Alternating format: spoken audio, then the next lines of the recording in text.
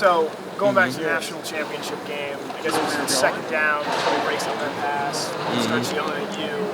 What do you remember about that conversation, and then the sack you make the next play? What was that sequence of plays like? I remember I was supposed to be the whole player on that play, but I was also supposed to read the QB, and so the person went under me, so he was my crosser, but I was scared for the QB as well, so I was indecisive, and I was like, what do I do? And me and Kobe, he had some words for me. That's all I'm gonna say about that one. But he just held me accountable for my mistake, and then just the next play just made up for the mistake. What did winning that national championship mean? Man, it's still a surreal feeling. Like it just started kicking into me once I went to the combine. I'm still trying to kick in, because like we just been busy hitting one thing after another. But just knowing it's been like 41 years. And all the hard work we put in to get to this point is just really amazing. And how did Coach Schumann, you came in sort of outside linebacker, edge rusher at times in high school, making plays as inside linebacker. How did he help you grow into that role as an inside linebacker? It's not going to get drafted in the NFL draft and becoming the player and person that you become. Man, I give Coach Schumann all the thanks in the world. Like he said, I was an edge rusher. I ain't know no signal. Being a signal caller, didn't know any coverages for real. Just coming in, I was really raw. Didn't know anything. So Coach Schumann just really took time with me, got extra meeting in. Had to take some initiative myself, getting extra meeting time with him. And I literally took me from the basics all the way to where we are at now. So, yeah. You're talking to a group of people who I assume have never gone through this process. So how do you balance living your dream and enjoying it and taking it all in with the fact that you have to work hard and put the work in to get where you want to be? How do you balance all that? Just being at Georgia honestly prepared me for that, because coming in, like, you have to, not just football, but just college, period. You have to learn some type of organization, time management. So just like outside of football, what college brings and what football, like the hectic schedule, how we work out, because I feel like we work out here different than anywhere else in the country. Just balancing those two things and just taking it on to the next level. Kobe said he wouldn't have got on you like he did if he did not know you as well as he did on that play in the championship. Oh yeah, I ain't sweating it. Yeah, me and Nakobe, we brothers. Me, him, and Quay. They're really the whole front seven. So like, if he yell at me, like, it is what it is. Like, he yelling at me for a reason. He knows my why I'm doing it. And I know his why. So at the end of the day, have you guys thought about this? Probably the last time you're gonna be on the field together, on one field together. He hasn't kicked in yet, but it's gonna be a sad day. It's gonna be bittersweet though. I see him on the other side. We talking trash to each other. So what is your why? What is your why?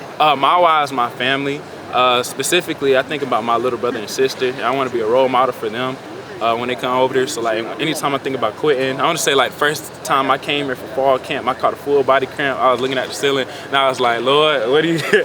I gotta do this for 4 more years.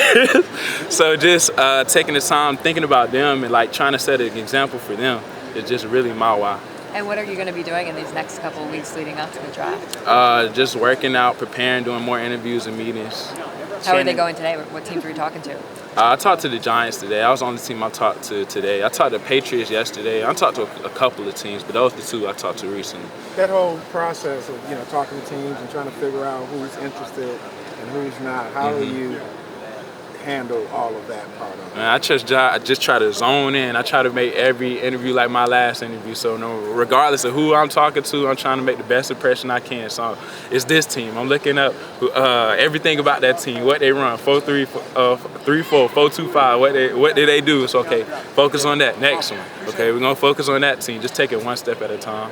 When you look at mock drafts, have you looked at what's projected for where you might go, paying attention to that? I don't look at I try to just focus on what I can do right now to raise my draft. Yeah, because that would kind of drive you a little crazy, wouldn't it? Yeah, it's like what we call rat poison here at Georgia. So like, you ain't really worried about any of that. Channing, you talk about taking it one step at a time. That's kind of what Coach Smart has preached all along. How much do you think those principles that he instilled have prepared you for the draft? Just coming in.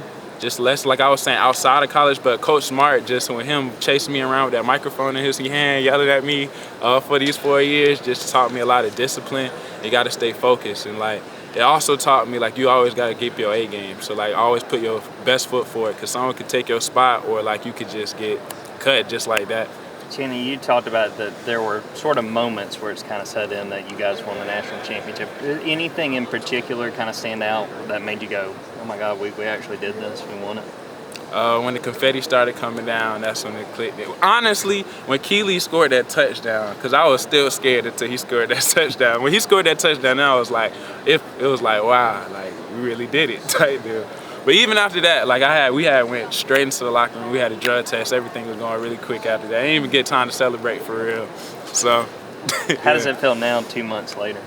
It feel good. Like I said, at Combine, that's when it really started to kick in. But yeah, just really been busy since then, so I can't like comprehend it right now. Chris Moore talked about having replaced you guys in the inside linebacker room. What's your confidence level in the guys behind you? Obviously, Tresman Bryant, Schmel, Xavier Sword. I'm not worried at all. Pop, I saw it about Pop a long time ago. He been doing his thing. Every time he get it, he make a play. Interception king, get the ball out king. Smile, super quick, fast. Sword, he learning. I just watched him yesterday. He's picking it up. We got Jalen looking like a monster already out there. CJ, I see him over there benching squatting like 500 something pounds in there. I'm not worried about the linebacker room at all, especially with them being coached under Coach Schumann. Just the next group of LBUs about to come out. Okay, we have 2 more questions. Channing, what is an NFL team going to get in Trayvon Walker? A freak of nature. And that's the best way I can describe it. You see, he ran a 4.51. He powerful as I don't know what. Goofy dude. He can play on the edge. He can play inside like a tackle. He can do it all. Just a lot of versatility. What's an NFL team getting in you? Same thing, versatility. I can cover, pass rush, off the edge, read the inside zone, whatever you want. Okay, thanks, y'all.